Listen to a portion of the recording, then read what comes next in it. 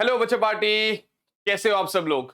I hope सभी बच्चे काफी अच्छे होंगे, काफी प्रेशर में भी होंगे क्योंकि अब सिर्फ एक हफ्ता रह गया हमारे नीट एग्जाम के लिए। आज हमारा 9th हो गया और 17th को हमारा एग्जाम है। बच्चे पार्टी, लास्ट टाइम जब मैंने ये सीरीज स्टार्ट करी थी तो उससे पहले यूट्यूब पर ये सीरीज कहीं पर भी नहीं थी कि कंप्लीट चैप्टर इन 10 मिनट्स। ठीक है ना? तो एक बार फिर से मैं आपका वही सपोर्ट मांग रहा हूं। इस समय ये वो उन बच्चों के लिए बिल्कुल भी नहीं है जो बच्चा बिल्कुल स्टार्ट से स्टार्ट कर रहा है। ये सिर्फ उन बच्चों के लिए जो रिवीजन करना चाह रहे हैं, जिनको सारे फॉर्मूलाज एक बार रीवेरीफाई करने हैं कि भैया मैंने सारे फॉर्मूलाज लिखे हैं कि नहीं लिखे हैं। तो स्टार्ट करें 12th के पार्ट से। 12th के पार्ट में इलेक्ट्रोस्टैटिक्स के अंदर दो चैप्टर होते हैं, चैप्टर 1 और चैप्टर 2। सबसे पहले पहले चैप्टर 1, बातचीत नहीं करेंगे तो यार उससे पहले मैं विनोद कुमार बहल आप सभी बच्चों का एक बार फिर से इस चैनल पर स्वागत करता हूं। शुरुआत करते हैं बच्चों इलेक्ट्रिक चार्जेस एंड फील्ड की तरफ। जैसे ही आप चैप्टर के अंदर एंट्री करते हैं तो आपके सामने आता है क्वांटाइजेशन वाला। यहां से थोड़ा थोड़ा आपको याद आएगा कि अच्छा ये भी पढ़ना था, अगर कुछ पेंडिंग है तो आप साइड में लिख लेंगे, वो करते रहेंगे। क्वांटाइजेशन के बाद सर फोर्स जो है ना, Coulomb's law, K Q1 Q2 by R square R cap, ये अपना ये स्केलर फॉर्म ये हो गया। और अगर वेक्टर फॉर्म की बात करेंगे तो K Q1 Q2 by R square R cap. भैया के की जगह कोई बच्चा 1/4 पाई एप्सिलॉन नॉट लिखने की भी आदत रखता है, कोई दिक्कत वाली बात नहीं है। इसको आप आगे फर्दर और एक्सटेंड करेंगे। सो this is K Q1 Q2 by R cube R vector. I hope this is very clear to you. जैसे ही आप इसको करते हैं बच्चों, यहां से अपने पास सुपर पोजिशन का कॉन्सेप्ट आता है, यानी एक पॉइंट पर बहुत सारे चार्जेस जो फोर्स लगाते हैं तो उसका this is equals to K Q summation of Q I R I cap by R I square, where I is equals to n 1 to n, where I is equals to 1 to n, and I hope this is very very clear to you all। ये superposition principle of forces है। इसके बाद सीधा अपना concept आता है electric field का, जहां पर आप कहते हो limit of Q naught tends to zero, आपका एफ बाई क्यू नॉट। बच्चों मैं बड़ा बड़ा लिख रहा हूं, दैट डजंट मीन आप भी बड़ा बड़ा लिखेंगे। आप अपने एक छोटे से पेज पे लिखेंगे, एक पेज में आपको चैप्टर पूरा खत्म करना है। राइट बच्चा पार्टी? तो यार ये limit of Q naught tends to zero, F by Q naught हो गया। तो इसका मतलब अगर आपको इलेक्ट्रिक फील्ड चाहिए, that is equals to then KQ by R square R cap, अगर आपको वेक्टोरियल फॉर्म चाहिए तो। और अगर आप नॉर्मल स्केलर की बात करें तो KQ by R square हो गया। राइट बच्चा पार्टी? तो जैसे एक पॉइंट चार्ज पर बहुत सारे चार्जेस फोर्स लगा रहे थे, उसका सुपरपोजिशन आपने लिख लिया, तो पॉइंट पर बहुत सारे फोर्सेस की वजह से इलेक्ट्रिक फील्ड भी आएगा, that is K summation of QI by R I square R I cap, where I is equals to 1 to n। The reason behind this is कि वहां पर आपका Q हट गया।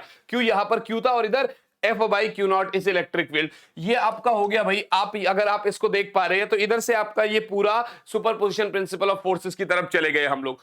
अब बात क्या आएगी? अब इसके बाद जो नेक्स्ट कॉन्सेप्ट मैं उठाता हूं दैट इज डाइपोल। बट उससे पहले एक क्वेश्चन अक्सर हमारे पास आते हैं दो, एक थ्रेड चार्ज कॉन्सेप्ट वाला, एक ग्रेविटेशनल फोर्स को इलेक्ट्रोस्टैटिक फोर्स के कंपैरिजन के लिए। अक्सर चार्ज पूछ लेता है कि सर ग्रेविटेशनल फोर्स अगर इलेक्ट्रोस्टैटिक फोर्स के बराबर है तो इसका एक शॉर्ट ट्रिक का वाला फॉर्मूला देता हूं मैं आपको, √GY into m। और अगर आपसे थ्रेड चार्ज कॉन्सेप्ट पूछ रहा है तो थ्रेड चार्ज कॉन्सेप्ट के अंदर आपको पता होना चाहिए कि F बराबर mg tan थीटा होता है। याद आ रहा है वो जो रस्सी बाई स्ट्रिंग होती है, ऊपर में tension T sin theta T cos theta के कंपोनेंट टूटते हैं। याद तो आ रहा होगा आपको। किसी को नहीं याद आ रहा फटाफट जाओ और अपना उस टॉपिक को चेक करो, बहुत जरूरी टॉपिक है। सर जैसे ही हम यहां से बढ़ते हैं तो अब हमारे पास डाइपोल की कॉन्सेप्ट्स आते हैं। अब डाइपोल के दो केसेस तो अक्सर हर कोई बच्चा कर रहा होता है, एक्शियल और इक्वेटोरियल। एक्शियल और इक्वेटोरियल। सर अगर बड़ा डाइपोल है तो ई एक्शियल आपका होता है 2kpr by R square minus L square का होल स्क्वायर, और ई इक्वेटोरियल होता है बच्चे, ई इक्वेटोरियल होता है kp by R square plus L square की पावर 3/2। राइट बच्चों? लेकिन अगर वहीं पर डाइपोल बहुत शॉर्ट हो जाए, बहुत छोटे डाइपोल के लिए आपका जो ई एक्शियल है, आपका जो ई एक्शियल है ये आपका शॉर्ट डाइपोल की कॉन्सेप्ट की बात चल रही है। इस केस में जो ई एक्शियल है दैट इज बच्चा पार्टी 2kp by R cube, that is बच्चा पार्टी 2kp बाय आर क्यूब। और जो अपना ई इक्वेटोरियल है बच्चे वो आ जाएगा kp बाय आर क्यूब। इसका मतलब सर ई एक्शियल जो हो गया वो ट्वाइस ऑफ ई इक्वेटोरियल हो गया। सर ये तो एक्शियल और इक्वेटोरियल वाली बात हो गई। व्हाट इफ पॉइंट कहीं पर भी दिया हो, एट एनी पॉइंट वाली बात हो तो क्या करेंगे? तो सर एट एनी पॉइंट वाली बात अगर हम कर रहे हैं ना तो उस केस में आप ध्यान से देखिएगा, उस केस में आपका जो ई आता है that is kp by R cube under root of 1 plus cos square 3 cos square theta. Reason behind this is अगर एक्शियल है तो थीटा 0 हो जाएगा तो ये 2kp बाय आर क्यूब हो जाएगा। इक्वेटोरियल है थीटा आपका मतलब cos थीटा 90 हो जाएगा तो ये kp बाय आर क्यूब हो जाएगा। सो this is at any point, ये काफी इंपॉर्टेंट होता है सर। इसके बाद हम इलेक्ट्रिक फील्ड में डाइपोल को जब रखते हैं तो वो टॉर्क भी एक्सपीरियंस करता है और उसकी कुछ इलेक्ट्रिक पोटेंशियल एनर्जी भी हो रही होती है। तो इसका मतलब सर टॉर्क बराबर पीई साइन थीटा होता है, जिसको आप जनरली पी क्रॉस ई भी बोलते हैं। आपको पता रहना चाहिए मैक्सिमम टॉर्क पी होता है और मिनिमम टॉर्क 0 होता है, तो ये एक कॉन्सेप्ट आ गया। और दूसरा पोटेंशियल एनर्जी बराबर minus PE cos theta 2 minus cos theta 1। और अगर नॉर्मली देखा जाए थीटा 1 आपका 90 डिग्री हो, थीटा 2 कुछ भी थीटा हो, तो u is going to be minus PE cos theta, जिसको आप कह सकते हो minus P dot E, minus P dot E. This is your potential energy. आपका एक कॉन्सेप्ट ये हो गया सर। इसके अंदर आपसे हमेशा पूछेगा स्टेबल इक्विलिब्रियम कौन सा है, अनस्टेबल इक्विलिब्रियम कौन सा है। ये कॉन्सेप्ट आपको समझ में आ गया। आइए बढ़ते हैं अगले टॉपिक की तरफ। अभी तक हम क्वांटाइजेशन की बात कर रहे थे, अब हम यूनिफॉर्म डिस्ट्रीब्यूशन ऑफ चार्जेस की बात कर रहे होते हैं। आपको पता है लीनियर चार्ज डिस्ट्रीब्यूशन, सरफेस पर अगर यूनिफॉर्म चार्ज डिस्ट्रीब्यूट कर दिया, कोई वॉल्यूम है उस पर यूनिफॉर्म चार्ज डिस्ट्रीब्यूट कर दिया, उस केस में यानी यूनिफॉर्म चार्ज डिस्ट्रीब्यूशन वाले केस में, यूनिफॉर्म चार्ज डिस्ट्रीब्यूशन वाले केस में अगर आप ध्यान से देखेंगे, अगर आप लोग ध्यान से देख रहे हैं यूनिफॉर्म चार्ज डिस्ट्रीब्यूशन वाले केस में, तो मैं आपको सिंपली बता दूं सर, इस केस में जो आपका डीएफ होता है यानी उसका जो इंटीग्रेशन होएगा दैट विल बी एफ। ये होता है आपका इंटीग्रेशन ऑफ, इधर के आपका बाहर आ जाएगा, आर स्क्वायर बाहर आ जाएगा, अंदर आपका चाहे लैम्डा डीएल बाय, इसको ना एक बार जरा दोबारा लिख लेता हूं, तो this is like K Q बाहर आ जाएगा, lambda DL by R square R cap, ठीक है ना, 0 से एल तक हो सकता है।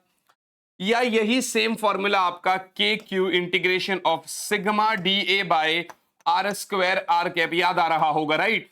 या यही formula sir K Q integration of rho D V by R square R cap 0 से v तक भी हो सकता है sir. Here lambda is equals to Q by L और sigma is equals to Q by A, rho is equals to Q by V. I hope ये सारी चीजें आपको याद आ रही होगी राइट बच्चा पार्टी। अब जैसे ही ये यूनिफॉर्म चार्ज डिस्ट्रीब्यूशन करते हैं तो एक रिंग ले लेते हैं, रिंग के ऊपर यूनिफॉर्म चार्ज डिस्ट्रीब्यूट करते हैं, एक्चुअल पॉइंट पर आपका इलेक्ट्रिक फील्ड पूछता है हमसे रिंग की वजह से, राइट बच्चा पार्टी, एक रिंग की वजह से। तो इसकी वजह से अगर ये x दूरी है और इसका रेडियस a है तो electric field is like K Q X by R square plus, sorry a square, r नहीं है ना, हमने a लिया है, so this is X square plus R square की पावर, फिर आर ले लिया मैंने, X square plus A square की power 3/2। I hope this is clear. अगर आपको रिंग के सेंटर पे चाहिए, अगर आपको रिंग के सेंटर पे चाहिए तो इलेक्ट्रिक फील्ड 0 हो जाएगा। और अगर आपकी दूरी बहुत बढ़ गई तो ए वाला एक्स से बहुत छोटा होगा तो ये के क्यू बाय एक्स स्क्वायर हो जाएगा। ऐसा बिहेव करेगा जैसे रिंग एक पॉइंट चार्ज है। क्या मेरी बात समझ में आ रही है आप लोगों को? सो this is your uniform charge distribution. जैसे ही मैं इस कॉन्सेप्ट से आगे बढ़ता हूं तो मेरे पास अब सीधा सीधा आता है इलेक्ट्रिक फ्लक्स, राइट बच्चा पार्टी। ये आपका बहुत इंपॉर्टेंट कॉन्सेप्ट है, यहां से अक्सर क्वेश्चन पूछते हैं। तो इलेक्ट्रिक फ्लक्स सर, अगर आप इलेक्ट्रिक फ्लक्स की बात करेंगे तो फ्लक्स क्या होता है? Q by epsilon not, this is like E dot DS. भाई फ्लक्स क्या होता है? क्लोज्ड सरफेस के लिए ई डॉट डीएस का क्लोज्ड, ओपन सरफेस के लिए सिर्फ ई डॉट डीएस। ये आपका इलेक्ट्रिक फ्लक्स हो गया which is Q by epsilon not. इसके बिहाफ पे हमने गॉस थ्योरम के एप्लीकेशंस पढ़े थे। सबसे पहला एप्लीकेशन आपका क्या हो जाएगा? सबसे पहला एप्लीकेशन आपका क्या हो जाएगा? आपका इनफाइनाइट थिन लाइन चार्ज वाला कॉन्सेप्ट। इसकी वजह से अगर आप देखोगे यहां पर किसी भी पॉइंट पर electric field, so that is basically, that is, अगर ये r दूरी है, that is lambda by 2 pi epsilon naught r, that is lambda by 2 pi epsilon naught r, माने E is inversely proportional to r। इसी से प्रेरित होकर हम सिलेंडर की बात पढ़ रहे होते हैं। यानी अगर मैं होलो सिलेंडर पढ़ रहा हूं, तो उस केस में इलेक्ट्रिक फील्ड इनसाइड तो 0 होगा, इलेक्ट्रिक फील्ड इनसाइड तो 0 होगा, बट इलेक्ट्रिक फील्ड आउटसाइड की अगर मैं बात करूंगा, outside the hollow cylinder at some r दूरी, उस केस में आपका इलेक्ट्रिक फील्ड यही रहेगा lambda by 2 pi epsilon naught r। क्या मेरी बात समझ में आ रही है? सर ये सिर्फ होलो सिलेंडर की बात थी, मैं सॉलिड सिलेंडर की भी बात कर सकता हूं, अगर आप सॉलिड सिलेंडर की बात करते हैं तो यहां पर भी एक आपका इनसाइड होगा और एक आपका आउटसाइड होगा। राइट बच्चा पार्टी, जिस तरीके से आपने एक सॉलिड स्फेयर के लिए किया था वैसे ही ये आपका ये होता है, इधर electric field is inversely proportional to R, इधर electric field is directly proportional to R. इसका मतलब इधर आप अगर ध्यान से देख पा रहे होंगे तो एक आपका रो आर स्क्वायर बाय, एक आपका rho R square by 2 epsilon naught R है और एक normally rho R by 2 epsilon naught है। बात समझ में आया कि नहीं आया भाई? इस केस में अगर आप ध्यान से देख पा रहे होंगे तो electric field is directly proportional to R, here electric field is inversely proportional to R. ये आपका सॉलिड सिलेंडर है, uniform charge solid cylinder, right बच्चा पार्टी। अब जैसे ही आप सॉलिड सिलेंडर से आगे बढ़ेंगे तो यहां पर हमारे पास आएगा, यहां पर हमारे पास आएगा बच्चा पार्टी होलोस्फेयर। क्या आएगा? होलोस्फेयर। सर होलोस्फेयर में क्या कर रहे होंगे हम लोग? अंदर से खाली है तो इलेक्ट्रिक फील्ड इनसाइड क्या होता है? 0। इलेक्ट्रिक फील्ड आउटसाइड क्या होता है? Sir K Q by small R square. अगर दूरी आपने आर है which is greater than R, और अगर सरफेस पर देखेंगे, और अगर आप सरफेस पर देखेंगे तो sir K Q by R square. घबराइएगा नहीं, कंप्लीट ग्राफ्स और कंप्लीट डायग्राम्स एक वीडियो में आएंगी जरूर। अभी हम एक्टिव हो गए हैं तो हो गए हैं, सब चीज आपके सामने धड़ाधड़ आ जाएगी। मैं सोने वाला नहीं हूं, अगले 7-8 दिन तक आप लोगों को पूरी मेहनत करनी है, राइट बच्चा party. So this is your hollow sphere हो गया। अब अगर आप यहीं पर सॉलिड स्फेयर की बात करते हैं, अगर सॉलिड स्फेयर की बात करते हैं तो सर ई आउटसाइड सेम रहता है, सर ई आउटसाइड सेम रहता है K Q by R square. Sir E surface भी सेम रहता है K Q by R square. अब वहां पर आपको डेरिवेशन निकालने का समय नहीं होता है तो ई इनसाइड यहां पर डायरेक्टली प्रोपोर्शनल होता है विच इज के, विच इज बेसिकली, आप अगर ध्यान से देखेंगे तो इसका फॉर्मूला क्या निकल गया सीधा फटाफट जरा मैं एक बार देख लेता हूं। आपको तो फॉर्मूला निकालना है, मेरे को तो याद, मतलब मेरे को कोई ऐसी दिक्कत नहीं है, ठीक है ना। इसका चार्ज क्यू हो गया तो क्यू बाय अपना R cube into small R cube, तो ये हो जाएगा Q R by R cube, right. So this is like K Q R by आपका आर क्यूब, राइट बच्चा पार्टी। ये रीजन कैसे मुझे पता चला, क्या हुआ देखो, पूरा वॉल्यूम है अगर तो चार्ज क्यू है, 1 वॉल्यूम है तो क्यू बाय 4 3 आर क्यूब, और स्मॉल है तो 4 3 पाई आर क्यूब से मल्टीप्लाई हो जाएगा, तो ये मेरा क्यू डैश आ गया। अब क्यू डैश आ गया, ई बराबर क्या होता है? Q K Q dash by R square, है ना, K Q dash by R square. तो अगर आप इन हिसाब से देखोगे तो भैया आर क्यूब से ये कट जाएगा। यहां पर आपका electric field is directly proportional to R है, यहां पर ई मैक्सिमम है और यहां पर इनवर्सली प्रोपोर्शनल टू आर है। क्या मेरी बात समझ में आ रही है? ये आपका सॉलिड स्फीयर हो गया। चलो अब ज्यादा नहीं आपको वेट कराते, लास्ट कॉन्सेप्ट पे ले आते हैं आपको, लास्ट कॉन्सेप्ट पे ले आते हैं आपको, जो क्या है? Thin infinite non conducting sheet, right बच्चा पार्टी। तो अगर आप ध्यान से देखेंगे, अगर आप ध्यान से देखेंगे तो बड़ी सिंपल सी बात है, इसके सरफेस पे कुछ चार्ज है, शीट है मान लेते पूरा। अगर आप यहां से इस पॉइंट पर देखेंगे तो इसके 2 एरिया होते हैं फ्लक्स के अकॉर्डिंग, है ना। तो इधर इसका आपका जो फ्लक्स होएगा, जो इलेक्ट्रिक फील्ड होगी सीधा सीधा, that is sigma by 2 epsilon naught. Sigma is like Q by A, तो सिग्मा बाई 2 एप्सिलॉन नॉट हो गया किसी भी एक पॉइंट पर, राइट बच्चा पार्टी। अब इसके 2 केसेस हो जाते हैं, इसके 2 केसेस हो जाते हैं। पहला एक प्लस सिग्मा अगर है तो इस पॉइंट पर ये वाला भी रिपेल करेगा, ये वाला भी रिपेल करेगा, तो E इज लाइक मैग्नीट्यूड में sigma by epsilon not, magnitude में सिग्मा बाई एप्सिलॉन नॉट इस डायरेक्शन में, बीच में इलेक्ट्रिक फील्ड 0 हो जाएगा। लेकिन वहीं पर अगर एक प्लस सिग्मा है, एक माइनस सिग्मा है, ये रिपेल करेगा, ये अट्रैक्ट करेगा, E 0 हो गया, ये रिपेल करेगा, ये अट्रैक्ट करेगा, E 0 हो गया, बीच में होएगा sigma by epsilon not.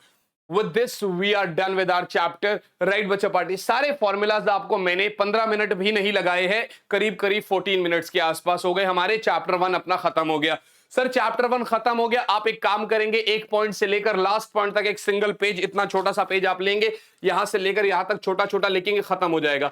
30 chapters है तो ऐसे 1 इंटू 15 पेजेस में आपके 30 के 30 चैप्टर्स के फॉर्मूलाज आ जाने चाहिए, इतना छोटा आप लिखेंगे। एग्जाम में जाने से पहले आपको वो सिर्फ देखने और रिवाइज हो जाने चाहिए 1 घंटे के अंदर अंदर। तो चलिए यार बच्चा पार्टी, आई होप आपको ये अच्छा लगा होगा, लाइक जरूर करिएगा, सपोर्ट जरूर करिएगा। मुलाकात करते हैं आपसे नेक्स्ट चैप्टर में, तब तक के लिए यार ऑल द वेरी बेस्ट बच्चा party, bye guys, bye all, जय हिंद।